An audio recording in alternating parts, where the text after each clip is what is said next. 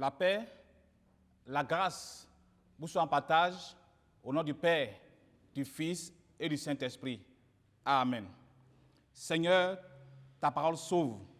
C'est par elle que nous avons la vie. Seigneur, dispose nos cœurs pour cette parole au nom de Jésus. Amen. Bien-aimés dans le Seigneur, pour ce jour, le thème de notre exhortation est le suivant. Aveugle, c'est Jésus de Nazareth qui passe. Ce thème est tiré dans Luc au chapitre 18, le verset 35 jusqu'au verset 43. Comme Jésus approchait de Jéricho, un aveugle était assis au bord du chemin et mendiait.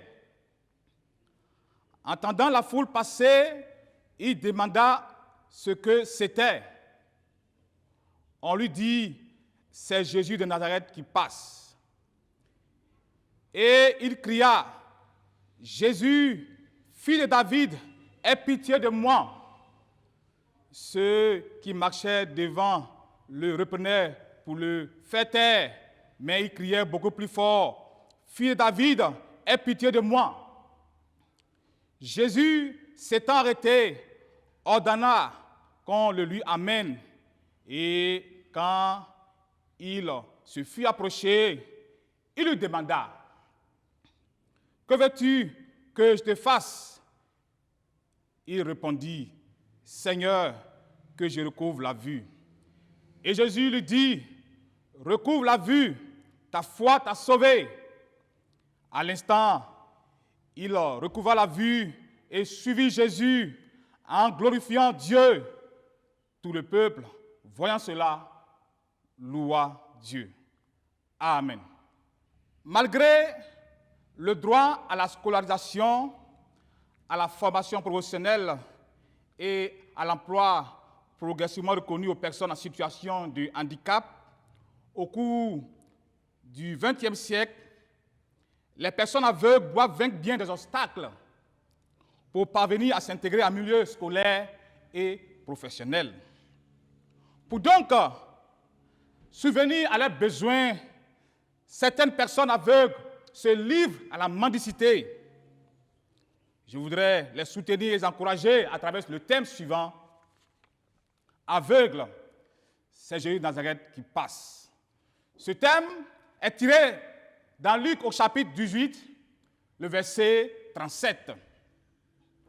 Après avoir donné une série d'enseignements à une foule venue à lui, Jésus emprunte le chemin de Jérusalem avec ses disciples et passe par la ville de Jéricho.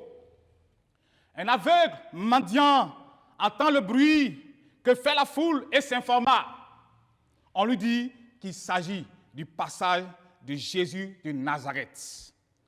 Alors l'aveugle se mit à crier le nom de Jésus jusqu'à ce que Jésus s'arrête et le guérisse.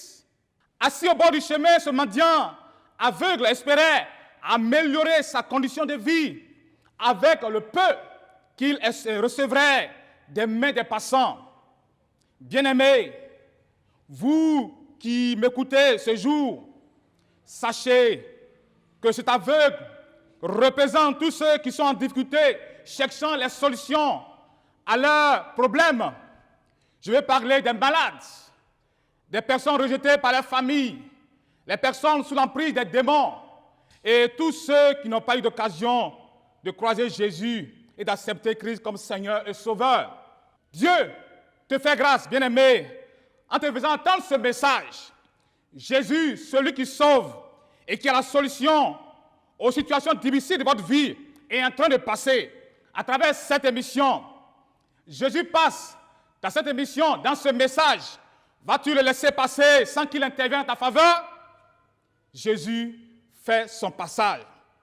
Si la guérison de l'aveugle est totalement l'œuvre de la puissance de Dieu, le récit montre bien, clairement, qu'elle n'aurait pas eu lieu sans l'insistance contre vent et marée de l'aveugle.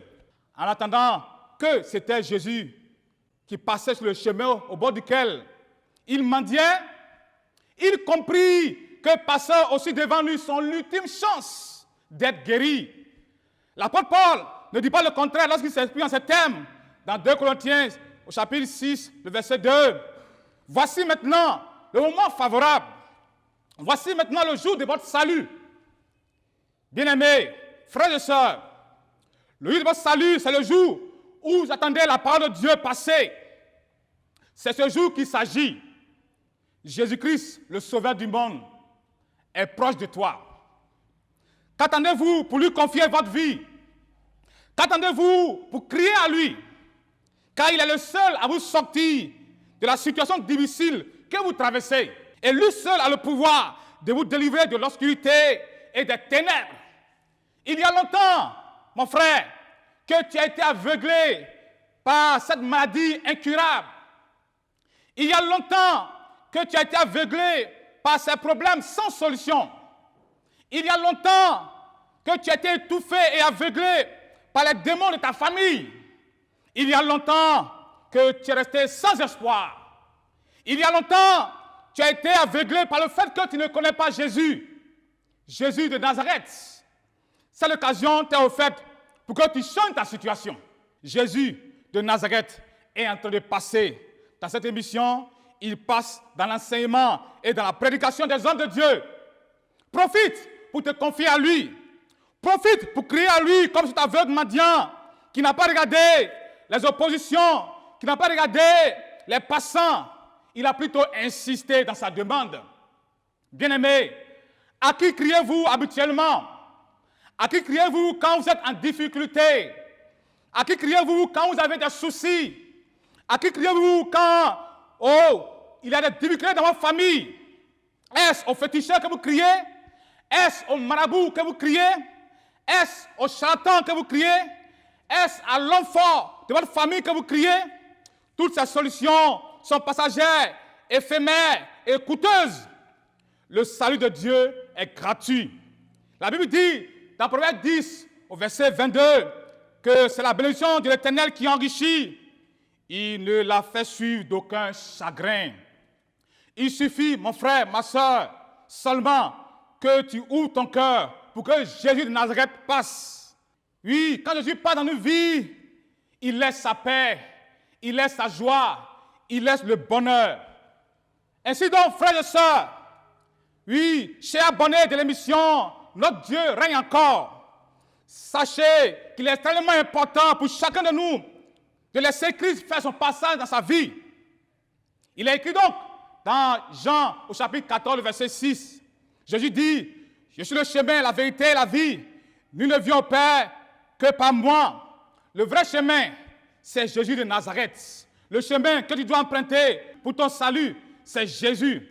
Saisis-toi de cette vérité qui est Christ et laisse-le passer dans ta vie pour que ta situation change et qu'il t'accorde la vie éternelle. Et que Dieu vous bénisse abondamment. Amen. Nous allons prier le Seigneur. Nous allons prier pour les malades.